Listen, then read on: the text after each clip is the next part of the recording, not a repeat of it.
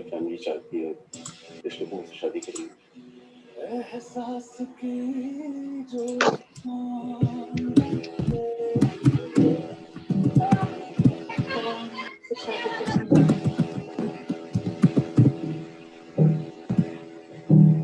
एहसास की जो जुबान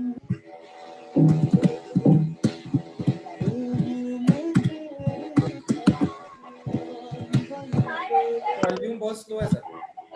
आपकी तारीफ में क्या कहें, आप हमारी जान बन गए, आप हमारी जान बन गए, आप ही रब आप ईमान बन गए,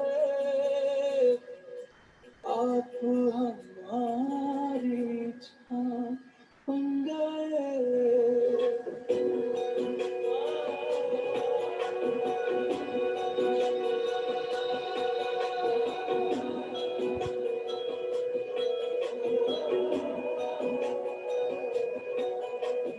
किस्मत से हमें आप हमदम मिल गए, जैसे कि दुआ को अल्फाज मिल गए, सोचा जो नहीं वो हासिल हो गया, चाहूं और क्या कि खुदा दे अब मुझे, रब से मिला एक अयान बन गए, ख्वाबों का मेरे मकान बन गए,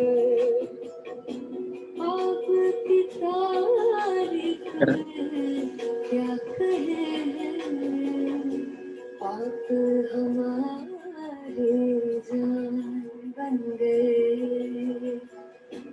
आप हमारे जान बन गए, आप ही रब आप ईमान बन गए,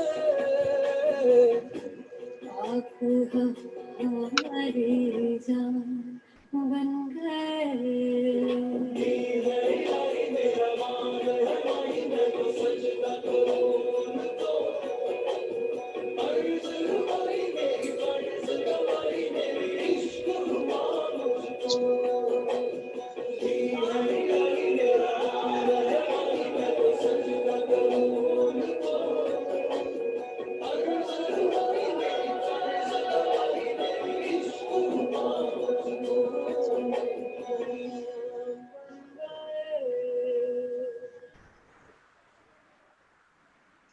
आपकी तारीफ में क्या कहें, आप हमारी जान बन गए।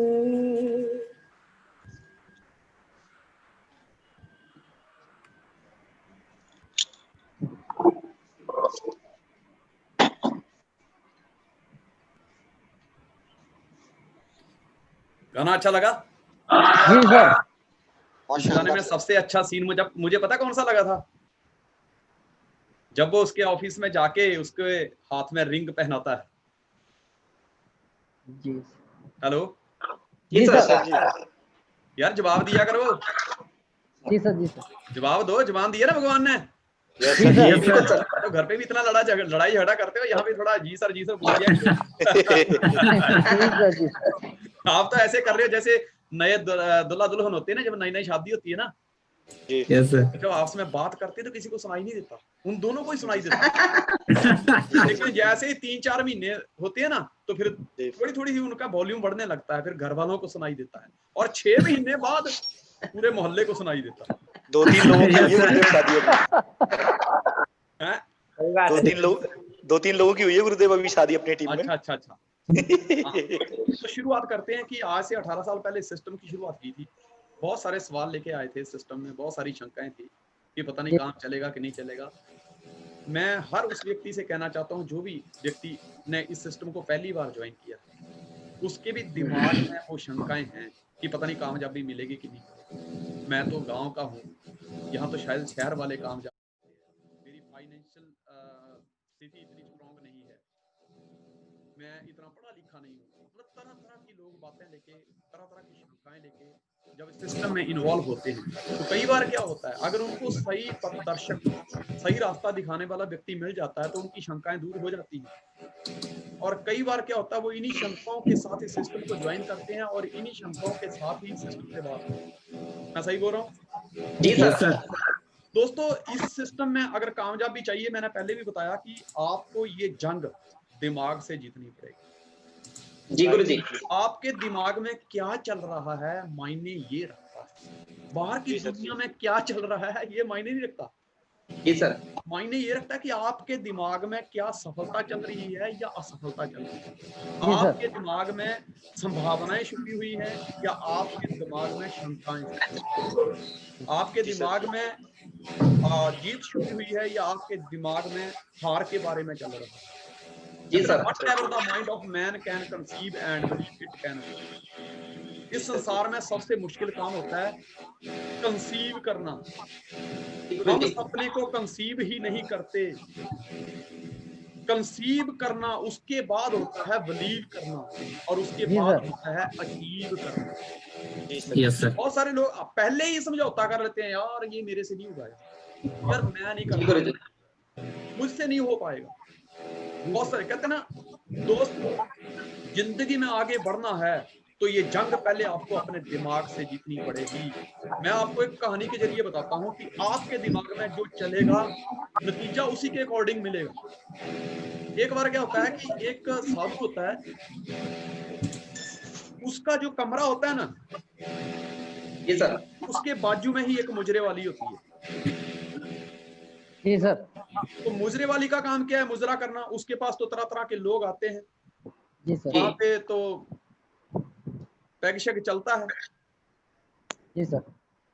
वो जब अंदर डांस करती है ना, जब वो मुजरा करती है, तो साधु क्या करता है कि उसकी दीवार के साथ अपने कान लगाता है।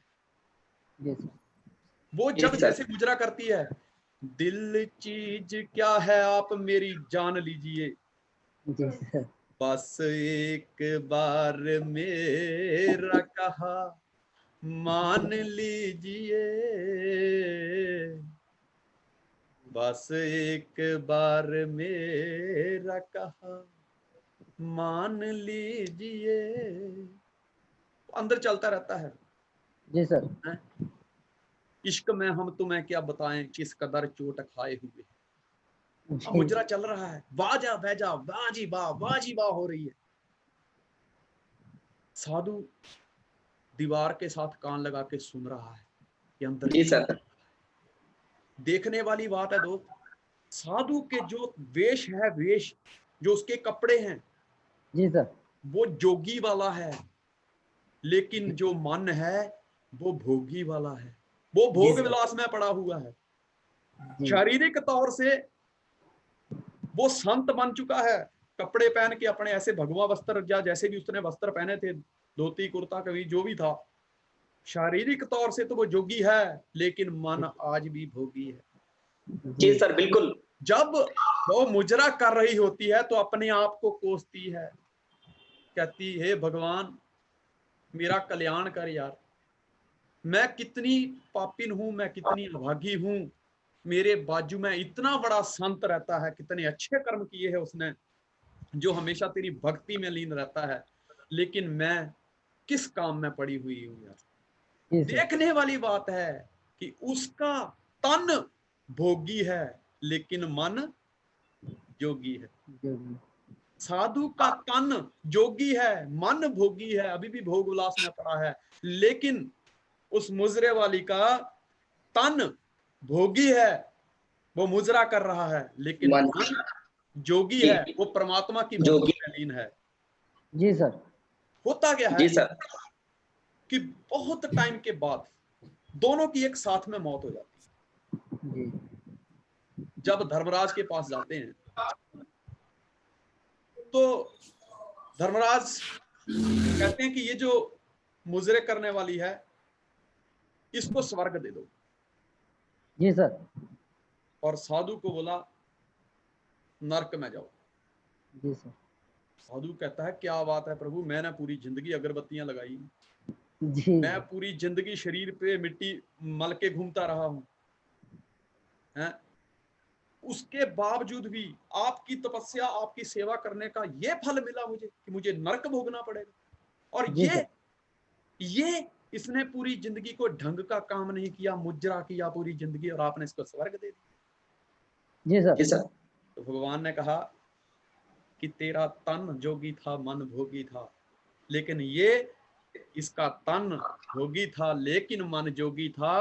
जब ये मुजरा करती थी तो मेरे को याद करती थी, मन मुझे जी सौंप सर। देती थी, मेरी भक्ति में लीन हो जाती थी, तेरी तरफ ध्यान देती थी जोगी, ये तेरी तरफ कि देख बाजू में कितना अच्छा जोगी है, कितने अच्छे कर्म किए हैं उसने, भगवान की भक्ति करता है, मैंने कैसे काम किए कि मुझे मुजरा करना पड़ता है। जी हैं? सर। उसको इसलिए स्वर्ग मिला है क्योंकि वो मन उसका जोगी था, वो उसका जो मन था वो मुझ में लीन रहता था। दोस्त, जी हम कामयाब होंगे या नहीं होंगे, कई बार क्या होता है अच्छे कपड़े पहन लेता आदमी, मस्त टाई, यस मस्त सर। बूट, मस्त जी बूट, सर। लेकिन सिर्फ कपड़े पहन लेने से एक इंसान, मैं मानता हूं कि थोड़ा सा ये उसका पहली सीढ़ी है, पहली सीढ़ी तो चढ़ जाता है, लेकिन अपने मन को नहीं समझाता। वो तन से तो जोगी हो जाता है लेकिन मन से भोगी रहता है। दोस्तों, उस गणिका को, उसको स्वर्ग इसलिए मिला था क्योंकि उसके मन में हमेशा भगवान की भक्ति चलती थी। एक जी सर। इंसान जी सर बिल्कुल। आज यहाँ पे भी बातें होंगी, बहुत सारी बातें होंगी, यस सर।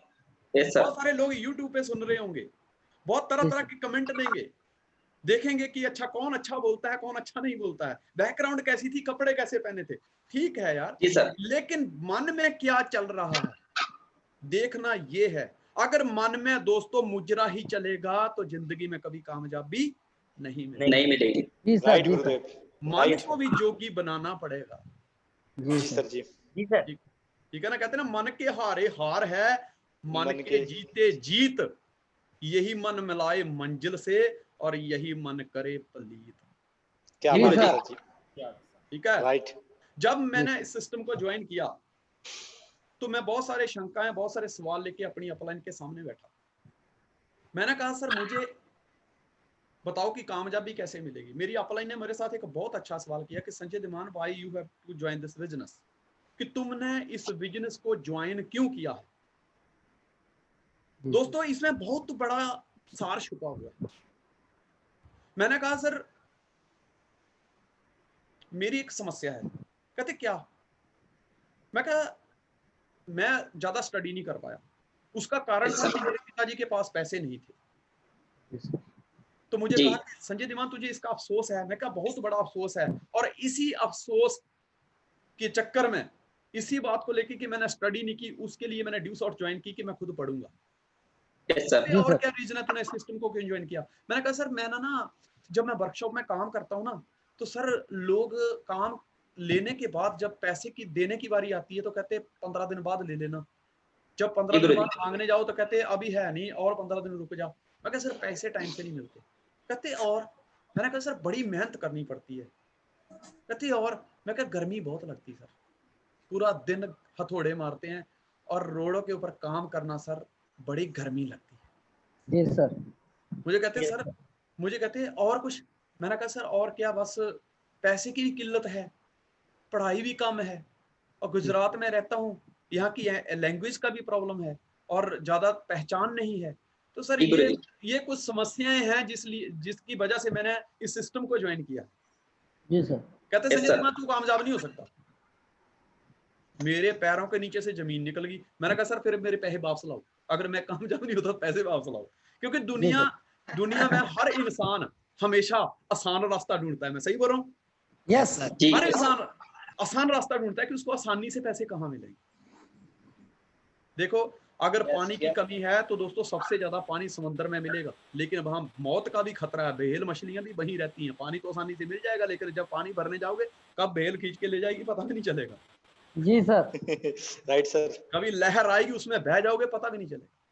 जी सर। मैंने कहा सर आप अब ये कह रहे हो कि तू कामयाब नहीं हो सकता, तो मेरे पैसे वापस लाओ, मैं कामयाब क्यों नहीं हो सकता? कहता संजय धीमान तू इस सिस्टम में ऐसी कोई वजह बता कि जो तुझे कामयाब कर जाए। तू तो सारी समस्याएं बता रहा है, इतनी सारी समस्याएं बताएगा तो दोस्त तू जिंदगी में कामयाब नहीं हो सकता। देखो इस काम को नहीं करना, ये काम नहीं चलता, पैसे नहीं आते, कंपनियां भाग जाती हैं, दो नहीं बनते, लोग नहीं जुड़ते, लोग बात नहीं सुनते। ये इस काम को नहीं चलाने के या नहीं करने के हजार बहाने हो सकते हैं, राइट जी सर। सर। लेकिन कोई एक वजह की तलाश कर कि तुझे ये काम करना है, वो वजह बता कि तूने इस सिस्टम को क्यों ज्वाइन किया है। जी सर। जी मेरे को एक बात बताई कि संजय धीमान एक चीज याद रखना, तेरे बहाने बड़े होंगे तो तू जिंदगी में कभी कामयाब नहीं हो सकता, लेकिन जिस दिन ये एक वजह तेरे बहानों पे भारी पड़ गई ना, तुझे कामयाब होने से कोई नहीं रोक सकता।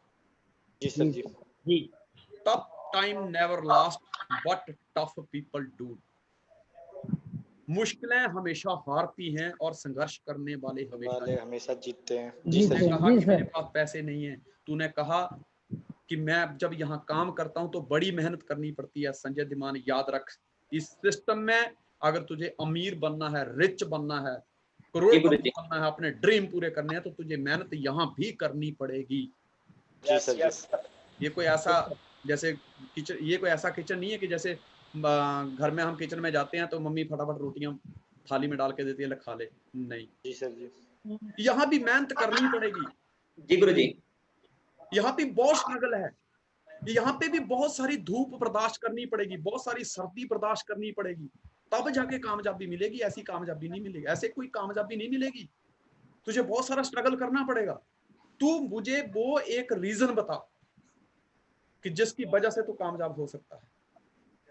तूने क्यों इस सिस्टम को ज्वाइन किया? मैं तेरी पूरी मदद करूंगा, मैं तुझे अमीर बनने में तेरी पूरी सहायता करूंगा, लेकिन वो मुझे एक वजह बता दे। मैंने कहा सर वजह बड़ी स्ट्रांग है सर। कहते बता। मैंने कहा सर मैं हिमाचल का रहने वाला हूं। जी गुरु जी। और मैंने एक साइकिल की डिमांड करी थी। जी गुरु जी। उससे पहले मैंने एक डक बैक कंपनी के शूज आते थे जी। मैंने अपने किसी क्लासमेट के वो पहने हुए देखे, उसका नाम भी संजीव था। जी गुरु जी। शिलोंग में रहता था वो, तो वो नया नया हमारे स्कूल में आया, उसने डक बैक के शूज पहने थे, उसके पिताजी आर्मी में थे। मुझे वो शूज बहुत अच्छे लगे दोस्तों। मैंने पिताजी को 6th क्लास में जाके कहा कि मुझे वो शूज लेके दो डक बैक के। जी। पता कब मिले? 6ठी क्लास पूरी हो गई, शूज नहीं आए। 7वीं पूरी हो गई, शूज नहीं आए। 8वीं पूरी हो गई, शूज नहीं आए। 9th क्लास में शूज आए। जी। और जिस क्लास में मतलब 3 सालों के बाद जब मुझे शूज मिले, तो अकेले शूज नहीं मिले, बोरा भरकर बातें भी सुनने को मिली। तो मेरे पास एक वजह है सर कि मैं अपनी वो हर ड्रीम, वो अपनी हर इच्छा पूरी करना चाहता हूं। मैं भी चाहता हूं कि एक दिन आए मेरे पास बहुत बड़ी अलमीरा हो, शूज का रैक हो, कि जिसमें मैं अपनी अलग अलग ब्रांड के शूज रखूं। मेरे पास बाटा के शूज हूं, मेरे पास मेट्रो के शूज हूं, मेरे पास मोची के शूज हूं, मेरे पास क्लब ट्री के शूज हूं, मेरे पास ब्लैकबेरी के शूज हूं, मेरे पास नाइकी के शूज हूं, एडिडास के शूज हूं, मोची के शूज हूं। मैं हर ब्रांड के शूज पहनना चाहता हूं। जी। कहते और कोई वजह बता, क्योंकि जिस दिन ये तेरा काम हो गया, मान लो कि तू सारी ब्रांड के शूज लेना चाहता है, 2 लाख के, 4 लाख के, 5 लाख के आएंगे, लेकिन जिस दिन तेरी ये शौक पूरा हो गया उसके बाद क्या? मैंने कहा सर एक वजह और भी है। कहते क्या? मैंने कहा कि मैं जब शूज लिए 9th में, तो मैंने पिताजी से डिमांड करी कि मुझे साइकिल भी लेनी है। दोस्तों रियल घटनाएं हैं, आपने सुनी भी होंगी, लेकिन ये जरूरी भी है, क्योंकि मुझे इधर उधर की बातें नहीं आती। जो मेरे साथ घटनाएं घटी हैं, मैं चाहता हूं कि वो मुझे आज भी मोटिवेट करती हैं, वो मेरी जिंदगी का हिस्सा है। और मैं चाहता हूं कि जिस तरह वो मेरी जिंदगी का हिस्सा है, आप भी मेरी जिंदगी का हिस्सा हैं। तो मुझे, मेरे साथ क्या हुआ, किन चीजों की वजह से मैं मोटिवेट हुआ और मैं कैसे कामयाब हुआ, वो वजह सब आपको पता होनी चाहिए। जी। सही, सहमत है मेरे साथ? Yes sir. मैंने पिताजी से कहा मुझे साइकिल चाहिए। अब दोस्त हुआ क्या कि जब साइकिल लेने की बारी आई, तो पहले तो घर वालों ने 2-4 बातें सुनाई, फिर पता नहीं क्या प्लानिंग हुई। जी अब साइकिल लेने गए तो एक जगह पे साइकिल जिससे लेनी थी वो बैठ गया, उसके सामने मेरे पिताजी बैठ गए और मैं थोड़ा सा साइड में होके बैठ गया ताकि मैं दोनों को देख सकूं, कोई इशारा तो नहीं कर रहे आपस में। अब मेरे पिताजी कहते हैं भाई साहब से कि यार साइकिल बेचनी है, कहते हैं हाँ साइकिल बेचनी, कहते कितने पैसे लेने हैं, कहते 200 रुपया लेना है। जैसे ही उन्होंने कहा 200 रुपये लेना, मैंने तुरंत पिताजी के चेहरे की तरफ देखा कि उनका फेशियल एक्सप्रेशन कैसा है। तो पिताजी ने मुझसे कहा यार 200 रुपया ज्यादा है, मैं 180 रुपया दूंगा। तो मुझे थोड़ी सी राहत की सांस मिली कि पिताजी 180 तक तो आए हैं, तो बात बन जाएगी। तो मैंने तुरंत दूसरा एक्शन था, सामने वाले के चेहरे को, जो सेलर था, जो साइकिल बेच रहा था, उसके चेहरे के ऊपर नजर डाली। तो उसने बोला नहीं, मैं 200 रुपया पूरा लूंगा। जैसे उसने दोबारा ऐसे बोला ना दोस्त, मेरे चेहरे पे थोड़ी सी रौनक जो थी वो चली गई। मैंने तुरंत पिताजी की तरफ देखा। पिताजी कहते हैं नहीं यार, मैं 180 रुपया ही दूंगा। और दोस्त ये डिस्कशन कम से कम भी 1-1.5 घंटा चली। मुझे समझ नहीं आ रहा था कि मुझे साइकिल मेरे लिए खरीदी जा रही है या मुझे बनाया जा रहा है। मुझे ऐसे लग रहा था जैसे इनका प्री प्लान है। मैं ना फर्स्ट हो गया, मतलब पूरा एकदम। कभी पिताजी की तरफ देखूं, यार बच्चे की जान लोगे, 20 रुपए के चक्कर में मेरा दिल टूटे जा रहा है। कम से कम 20 रुपया बढ़ा दो यार, कमा के दे दूंगा यार। माने मैं बड़ी बातें कर रहा हूँ, तरह तरह की बातें सोच रहा हूँ हैं। उधर से उसकी तरफ देख रहा हूँ, मैं क्या खड़ूस अंकल दे दो ना यार, मन से ही बोल रहा हूँ दे दो ना यार 20 रुपया। क्या है यार, मैं कमाऊंगा तो 40 रुपया दे दूंगा यार, मेरा सपना है यार, मेरा ड्रीम है यार। मेरे सारे दोस्त साइकिल लेके आते हैं, मेरे पास साइकिल ही, मैं पैदल जाता हूँ यार, मुझे अच्छा नहीं लगता यार, प्लीज दिला दो यार। मन से भगवान को बैठे बैठे बड़ी प्रार्थनाएं कर रहा हूँ, उधर प्रभु दिला दे, शाम को लड्डू चढ़ाऊंगा, आपकी कमाई के, मैं तो कुछ कमाता ही नहीं था। पर दोस्त हुआ क्या, वो साइकिल नहीं मिली मुझे। 20 रुपए के चक्कर में साइकिल रह गई। दोस्त जब मेरी अपलाइन ने मुझसे ये सवाल पूछा कि संजय दीवान को ठोस वजह बता कि मुझे भी तेरे साथ काम करने में मजा आए। जी सर। दोस्त ये वजह बताते समय मेरी आंखों में आंसू आ गए कि सर, छोटा मुंह बड़ी बात करने जा रहा हूँ कि एक वक्त था मुझे साइकिल नहीं मिली थी, लेकिन एक वजह है कि मैं अब साइकिल खरीदना नहीं चाहता, बल्कि 4 व्हीलर खरीद कर गाँव जाना चाहता। जी सर, ग्रेट सर। कहते और क्या वजह है? मैंने कहा सर, किराए के मकान में रहता हूँ। मुझे आज भी किस्सा याद है कि मेरी वाइफ, जब बच्चा छोटा था साहिल, तो बच्चे में माँ बिजी रहती है तो उसको पता नहीं चलता कब कितना समय हो गया। तो घर में घड़ी नहीं, मैं एक दीवार घड़ी लेके आया और मैंने उसे कहा कि देख, इसको जहां तुझे लगे वहां लगा देना, तुझे समय का पता चलता रहे कि कब खाना बनाना है। कई बार क्या होता था, मैं घर पे आ जाता था लेकिन खाना बना नहीं होता था। बोले यार बच्चे साथ में कब खेलती रही तो मुझे पता ही नहीं चला कब इतना टाइम हो गया। जी गुरुजी। दोस्त ये कहानी थी ना, देखो छोटी छोटी बातों से शुरू हुई। लोगों ने तो सिर्फ ऐसे कह दिया, लेकिन एक हम थे जो हमने उस बात को दिल पे लगा लिया, हमने उसको अपना मिशन बना लिया। मेरी वाइफ, अब मैं डीजल मैकेनिक यानी मिस्त्री की वाइफ, तो उसने थोड़ा सामान घर में पड़ा था, हथौड़ा उठाया, किल्ली लगे दीवार पे ठोकने। तो जैसे 2-4 चोटें मारी थी, अभी किल्ली थोड़ी सी दीवार पे गई थी, इतने में मकान मालकिन भागते हुए आई। ये अंजू क्या कर रही है, क्या कर रही है? बोले आंटी किल्ली लगा रही हूँ। बोले किस लिए? बोले मुझे घड़ी टांगनी है।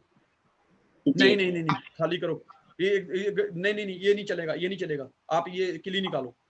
तो इसने पूछा आंटी क्यों? तो कहती कि तुम किराए के मकान में रह रहे हो, ये तुम्हारा अपना नहीं है। तुम आज यहाँ पे हो सकता है 2 महीने, 4 महीने, 6 महीने यहाँ रहोगे, फिर दूसरे घर में जाओगे, दूसरा कोई किराएदार आएगा, फिर वो बोलेगा मुझे यहाँ पे ये किल्ली नहीं चाहिए, मुझे इस कोने पे चाहिए, मुझे घड़ी यहाँ नहीं यहाँ लगानी है। तो वो वहां किल्ली लगाएगा, वो 2-4-6 महीने रहेगा, वो चला जाएगा, फिर अगला किराएदार आएगा, वो वहां से किल्ली निकाल के, तो पूरे घर में जगह जगह पे किल्लियां लोग अपने मनपसंद के हिसाब से लगाएंगे। तो ये आपका राइट नहीं बनता, क्योंकि आप यहाँ पे किराए पे रहते हो, ये आपका खुद का घर नहीं है। दोस्त जब मैं शाम को घर पे आया तो मेरी वाइफ की आंखों में आंसू थे। कहती यार किराए के मकान में रहना कोई गुनाह है? मैंने कहा नहीं। कहती आज मेरे साथ ऐसे हुआ। दोस्त पता नहीं मेरी जुबान पे सरस्वती बैठी थी। मैंने उसे कहा तू टेंशन ना ले यार, मेरे पे यकीन कर, एक दिन आएगा तुझे मैं इतना बड़ा घर बना के दूंगा, इतना बड़ा घर बना के दूंगा कि जिस घर की दीवार किसी दूसरे घर की दीवार के साथ नहीं मिलती है। जी। तो जब मेरी अपलाइन ने पूछा कि संजय धीमान वो ठोस वजह बता कि जिस वजह से तूने इस सिस्टम को ज्वाइन किया है, जो तेरी ड्राइविंग फोर्स है वो वजह बता। तो मैंने बताया कि सर ये बात मेरे और मेरी वाइफ के बीच हुई थी, मकान वाली बात किसी और के बीच नहीं हुई थी, लेकिन आज तीसरे व्यक्ति वो आप हैं, वो आप मेरी ग्रेट अपलाइन है कि जिनको मैं ये बता रहा हूं कि ये बात हुई थी और मैं उसको एक घर गिफ्ट करना चाहता हूं। मैं 11 महीने की एग्रीमेंट वाली वो किराए के मकान वाली जिंदगी से दुखी हो गया। मैं खुद का एक मकान चाहता हूं, मेरा खुद का एक बंगला होना चाहिए। जी गुरुजी। मैं खुद की गाड़ी लेना चाहता हूं। मैंने स्टडी नहीं की, मैं स्टडी नहीं कर पाया क्योंकि सैटरडे संडे को जब कभी छुट्टी होती थी तो 2 दिन हम कहीं ना कहीं मजदूरी करते थे, अपनी फीस के लिए, अपने अच्छे कपड़ों के लिए, अपने खर्चे चलाने के लिए मजदूरी करते थे। जिस वजह से हमारे पास पैसा ना होने की वजह से मैं पढ़ाई नहीं कर पाया। लेकिन सर मेरे पास इस काम को करने की एक ठोस वजह है। वजह यह है कि मेरी इंग्लिश कमजोर है। मैं अपने बेटे से कभी नहीं कहता कि तू ये वाली डिग्री कर, तू ये वाली डिग्री कर। मेरे 2 बच्चे हैं, मैं दोनों में से किसी को नहीं कहता तू बेटा ये पढ़ ले, अपना नो, तेरे को जो पढ़ना पढ़, मुझे ये बता मुझे फीस कहाँ पे करनी है। मैंने एक ही ड्रीम देखा था। मैं अपने बच्चों को यही कहता हूं कि मेरी जो कमजोरी है तुमको उसको ताकत बनाना है। मेरा ड्रीम एक ही है कि मेरे बच्चे खड़े हों और मैं विदेश में अपने बच्चों के साथ घूमने जाऊं तो एयरपोर्ट पे आके अंग्रेजों के साथ मेरे बच्चे इंग्लिश में बात करें। और जब तुम वैसा करोगे तो मुझे बहुत अच्छा लगेगा। और यही मेरा ड्रीम है और यही इस काम को करने की वजह है कि मैं अपने बच्चों को इतना पढ़ा सकूं कि वो दुनिया के जिस कोने में जाएं मेरा नाम ऊंचा करें। क्योंकि ये मेरी कमजोरी रही है, मैं नहीं पढ़ पाया, लेकिन मैं आज इसलिए एज ए कैरियर करना चाहता हूं क्योंकि मैं अपने बच्चों की फीस पे करना चाहता हूं। बहुत सारे लोग ऐसे हैं संसार में जिनके माँ बाप के पास इतने पैसे नहीं हैं कि जो अपने बच्चों को मन चाही पढ़ाई नहीं करवा पाते। क्या मैं सही बोल रहा हूँ? सर सही बात है। और मुझे पूछा कि संजय धीमान मुझे बड़ा इंटरेस्ट आ रहा है तेरे साथ, मेरी हजारों लोगों की टीम है। उनके उस टाइम काफी कुछ 1,500-2 हजार लोगों, शायद 2,500 भी होंगे, इतनी बड़ी टीम थी। अपलाइन के बारे मतलब कितनी बड़ी टीम है अपलाइन से हमने कभी ये पूछा नहीं, लेकिन वो बताते थे कि मेरी इतनी बड़ी टीम है। तो उन्होंने एक वजह कहना, एक आखिरी वजह। मैं कहा सर इतनी सारी तो वजहें हैं, कामयाब होने के लिए आपने बोला था कि एक वजह काफी है जो तेरे बहानों पे भारी पड़े। तो मेरे पास तो बहुत सारी वजहें। मुझे कहते नहीं एक और बता यार, इंटरेस्ट आ रहा है, मुझे बड़ा मजा आ रहा है तेरे साथ बात करने। जी गुरुजी। मैंने कहा सर जिंदगी में 2 कुर्सियां हमेशा इंसान को अपनी तरफ खींचती है।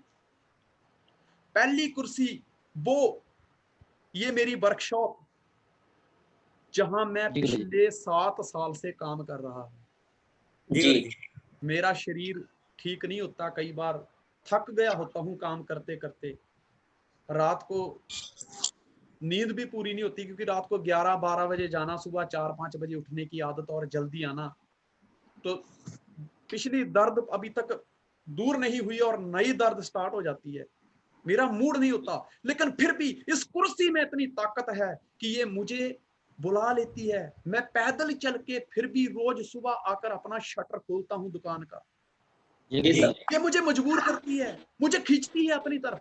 मुझे गांव नहीं जाने देती अपने मम्मी पापा के पास, किसी सोशल फंक्शन में मैं नहीं जाता क्योंकि ये कुर्सी का बहुत बड़ा खिंचाव है जो मुझे अपनी ओर खींचती है। और दूसरी वो है जो मैंने डिसाइड किया है कि मैं कामयाब व्यक्ति बनूंगा, मैं अमीर बनूंगा, मैं अपने सपने पूरे करूंगा, मैं दुनिया की सैर करूंगा, मैं दुनिया घूमूंगा। ये मेरी वजह है। मेरी एक वजह ये है कि मैं दोबारा इस कुर्सी पर नहीं बैठना चाहता। मैंने जिस मतलब जिसके लिए इसका त्याग किया है, मैं उस कुर्सी पर ही बैठना चाहता हूं। और ये मैसेज मैं आप सबको देना चाहता हूं कि ड्यू सॉफ्ट करने से पहले हर व्यक्ति कुछ ना कुछ कर रहा होता है। एक वो कुर्सी होती है जिसके ऊपर वो पहले बैठता है, और एक कुर्सी वो है जिसके लिए उसने पहले वाली को छोड़ा है। दोस्तों, दोनों का खिंचाव हमेशा ज्यादा होता है, लेकिन पुरानी कुर्सी का खिंचाव हमेशा ज्यादा होता है। और इसलिए नेटवर्क मार्केट इंडस्ट्री में 80% लोग असफल हो जाते हैं, क्योंकि वो कहते हैं यार इससे अच्छी तो नौकरी ही है यार, बॉस 2-4 गालियां देता है, क्या फर्क पड़ता है, ऐसे इधर से निकाल देंगे। वो उस तकलीफ को बर्दाश्त नहीं कर पाते। मेरी अपलाइन बड़ी सीरियस होकर सुन रही थी, मुझे कहती संजय धीमान आखिरी एक वजह बता। मैं क्या सर अब क्या बताऊं। मैं क्या, मेरे पिताजी 45 ईयर एज, आज दोस्तों मेरी 45 ईयर एज है, 2 नवंबर को 45 पूरे हो जाए। क्या बात। इस एज में मेरे पिताजी ने जब देखा यार कि यहाँ पे रहूंगा तो घर का सिर्फ खर्चा ही चलेगा, इतनी उम्र हो गई है, अब आगे बच्चों की शादी भी करनी है, उन्होंने हमारे लिए इतना सोचा और सोचा कि यार यहाँ पे अभी लगता है कि गुजारा नहीं होगा, तो उन्होंने पासपोर्ट बनाया। और पासपोर्ट बनाना मतलब उस समय, आज मेरे पिताजी की एज है 71, जब वो 45 के थे तब की बात कर रहा हूँ, यानी कि आज से 26 साल पहले की। जी सर। उस समय पासपोर्ट बनाना बहुत टफ था। आज तो क्या आप घर पे बैठे और मतलब ऑनलाइन पे फॉर्म फिलअप करते हैं, 10 दिन के अंदर पासपोर्ट घर पे आ जाता है, पुलिस इंक्वायरी भी हो जाती है, सब कुछ हो जाता है। लेकिन उस समय मतलब पासपोर्ट बनाना एक बहुत बड़ी जंग जीत लेने बराबर था। बड़ी मुश्किल से उन्होंने पासपोर्ट बनाया, काफी खर्चा किया। दिल्ली में जब इंटरव्यू देने आए, मुझे आज भी पता है मेरी एक सफेद कलर की पैंट थी, मेरे पिताजी मुझे कहते हैं यार बेटा कोई पैंट कमीज है तो मुझे दे दे। मेरी आंखों में आंसू आ गए यार, क्या बात है, पैंट कमीज है तो कोई दे दे यार, मैं दिल्ली इंटरव्यू देने जा रहा हूँ। इसमें 2 वजह आ गई। मैंने कहा सर वो जो सीन मैंने देखा था ना, मुझे मेरी आंखें भर आई थी। मैं इतना कमाना चाहता हूँ कि अपने इतना कमाना चाहता हूँ कि मैं अपने बाप को ऐसे ऐसे ड्रेस पहनाना चाहता हूँ कि जो उसने जिंदगी में कभी ख्वाब में भी नहीं सोचे। क्या बात है, क्या बात है सर, बहुत जबरदस्त, बहुत जबरदस्त सर। और मेरे शरीर पे आज पसीने से लथपथ, डीजल से लथपथ, पेट्रोल से लथपथ कपड़े होते हैं। अगर इस सिस्टम में इतनी ही ब्यूटी है तो आपने बंदा भी क्वालिटी वाला चुना है, तूफान खड़ा कर दूंगा। यस। अगर इस सिस्टम में इतनी ब्यूटी है कि ये गरीबों को अमीर बनाता है, ये बेसहारा को सहारा देता है, और ये अनपढ़ों को भी अगर पढ़ने लगा देता है, जो कुछ नहीं करते उनको भी ये कामयाब बना देता है, जिनको लोग मजाक करते हैं उनके सिर पे भी ये कामयाबी का ताज पहना देता है। अगर इस सिस्टम में इतनी ब्यूटी है तो सर संजय धीमान आपसे वादा करता है कि आपने बंदा भी ब्यूटीफुली चुना है। क्या बात है सर, बहुत शानदार। दूसरी बात, मैं कहा सर हुआ क्या कि मेरे पिताजी जब दिल्ली गए तो दिल्ली में उनकी जेब कतरों ने जेब काट ली, और बड़ी मुश्किल से थोड़े बहुत पैसे कहीं इधर उधर जेब में, मैंने उनको समझा के भेजा था कि एक जगह सारे पैसे नहीं रखने के, मान लो कि चोरी हो जाए, मान लो कि हो जाए, मतलब घर में बैठे बैठे लोग अपना तिकड़म चलाते रहते हैं कि हो जाए, तो फिर क्या करोगे, दिल्ली बहुत दूर है। तो वहां उस समय तो फोन भी नहीं होते थे, तो हमने उनको थोड़ा बहुत समझा के रखा था। उन्होंने 200, 250, 300 रुपया कहीं साइड में रखा हुआ था, वो बच गए, बाकी सब चोरी हो। और मेरे पिताजी ना विदेश जाने का सपना जो है वो पूरा नहीं कर सके। So sad. वो उनका भी एक सपना था मैं जहाज में बैठूं। मैंने कहा सर मैं इतना कमाना चाहता हूं कि मैं अपने माँ बाप को हवाई जहाज की यात्रा करवाना चाहता हूं। और दोस्त सच्चाई ये है कि जो मैंने सोचा वो इस सिस्टम से पूरा हुआ। मैंने अपने पिताजी को हवाई जहाज की यात्रा भी करवाई। क्या बात। मेरे पिताजी ने पहली बार मुझे कहा बेटा मैंने पहली बार समंदर देखा। मैं बॉम्बे लेकर गया उनको, बड़ौदा टू बॉम्बे इंडिगो में। बड़े खुश हुए, पूरा दिन उनको वहां रखा, रात को होटल में रखा उनको। मैं आप हमेशा पूछते हो कि होटल में, जब मैं बड़ौदा से क्या बोलते हैं हिमाचल आता हूँ या बड़ौदा से कहीं सेमिनार लगाता हूँ, मैं होटल में रहता हूँ, तो उनको क्या लगता था गांव वालों को कि होटल में बाहर कहीं बरामदे में चारपाई डाल देते होंगे, वहां रह के फिर काम पे चले जाते होंगे ये। मैंने उनको होटल पे लेके गया, 4,500 ₹4,500 रूम का रेंट। जब उन्होंने देखा बोले ये क्या, ये किसका घर है? मैं कहा ये अपुन का ही घर है, नेटवर्कर का ही घर है। ऐसे ही रहता है। वो खुश हो गए। हैं? दोस्तों जो मेरी वजहें थी, जो मेरे रीजन थे इस काम को करने के, मैं थैंक्स करता हूं मेरी ग्रेट अपलाइन का, मैं थैंक्स करता हूं इस सिस्टम का कि जो ख्वाब लेके दोस्तों मैं इस सिस्टम में आया था, आज वो ख्वाब मेरे हकीकत में बदल गए। जी गुरुजी। आज मैं जहां से आपके साथ काउंसलिंग कर रहा हूँ, ये वेबिनार लगा रहा हूँ, ये कम से कम 2 करोड़ का बंगला है, बहुत बड़ा बंगला है। ये सब मेरी अपलाइन के पुण्य प्रताप की वजह से है, आप लोगों के प्यार की वजह से है, और उस परम पिता परमात्मा की देन है, और मेरी जो वजहें थी, जो मेरा उसकी देन है। I am really proud to be a networker. मुझे आप लोगों के साथ बड़ा आनंद आता है मिलकर, जब मैं आपसे बातें करता हूँ मुझे बड़ा रिलैक्स फील होता है। जब मैं 25-30 साल के लोगों के साथ मिलता हूँ तो मुझे अभी भी फील होता है कि मैं अभी तो मैं जवान हूँ। दोस्तों जिंदगी में मेरा मैसेज ये कि है कि जिंदगी में अगर आप कामयाब होना चाहते हैं तो समस्याएं सबके पास हैं। अब कोरोना कितनी बड़ी समस्या है, कोरोना आया तो कितनी बड़ी समस्या है। किसी की नौकरी चली गई, कोई बेचारा बहुत बड़ा व्यापारी था वो फेल हो गया, किसी को कोरोना हो गया, किसी को कोरोना हो गया तो वो कोरोना की वजह से संसार से विदा हो गया, और कोई बच गया तो उसके पास जितना पैसा था वो सारा खर्च हो गया। राइट गुरुजी। ठीक है, तो दोस्त जिंदगी में एक चीज याद रखिए कि अपने आप से अकेले में बैठ के ना सोचिए, एक चार्ट बनाइए। चार्ट नहीं खाने वाली चार्ट नहीं, चार्ट CHART। चार्ट बनाओ क्या कि मेरे पास कितनी समस्याएं हैं, और एक तरफ मेरे इस काम को करने की वजह क्या है। आपको जब लगे कि मेरी वजह बड़ी है तो समस्या अपने आप छोटी हो जाएगी। यस। लेकिन अगर आपको ये लगे कि मेरी समस्या बड़ी है तो दोस्त आपको जिंदगी में कोई भी व्यक्ति कामयाब नहीं कर सकता। राइट। क्योंकि ये गेम यहां से जीती जाती है, यहां से। मन के हारे हार है, मन जीते जग जीत, यही मन मलाए उस मंजिल से, और यही मन करे पलीत। कहते काम करना है तो निशाने हजार हैं, कुछ भी नहीं करना तो बहाने हजार। दोस्तों ये शेर बोलते समय ना मेरे रोंगटे खड़े हो रहे हैं, कारण यार मैं जिन लोगों की तलाश में था, वो लोग जिस तरह के मैंने फील किया था कि मेरी जिंदगी में ऐसे लोग होने चाहिए, वो लोग परमात्मा ने मुझे आशीर्वाद दिया, आपके रूप में हकीकत में मिले मुझे।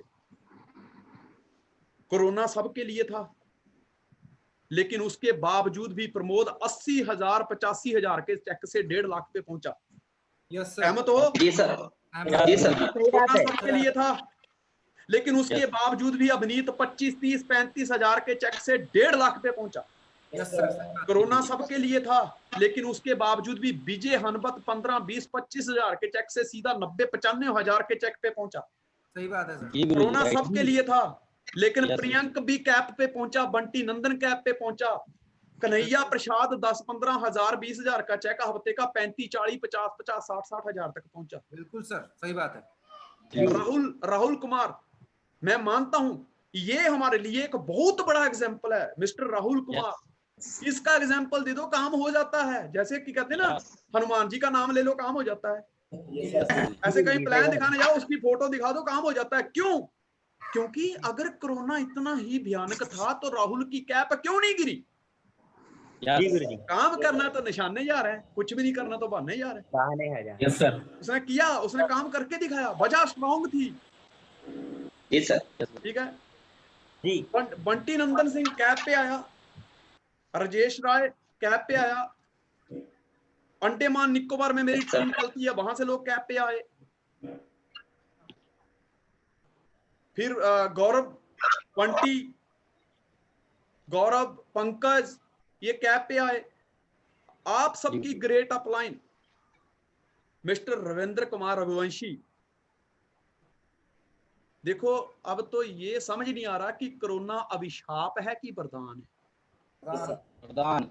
इससे पहले रविंद्र रघुवंशी का चेक था 35,000, 50,000, 60,000, 55,000, 60,000, 65,000। लेकिन कोरोना के टाइम पे रविंद्र सर का चेक पहुंचा 80,000, 85,000, 90,000, 94,000, 97,000। मैं कैसे मान लूं कोरोना अभिशाप है? सिग्नल मिल गया सर, कोरोना पॉजिटिव है। सही बात है।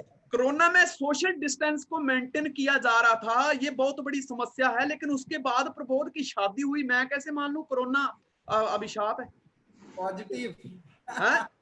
जी सर। अभिनीत साहू का रुका हुआ काम कई सालों से शादी हो गई, मैं कैसे मान लूं कि कोरोना अभिशाप है?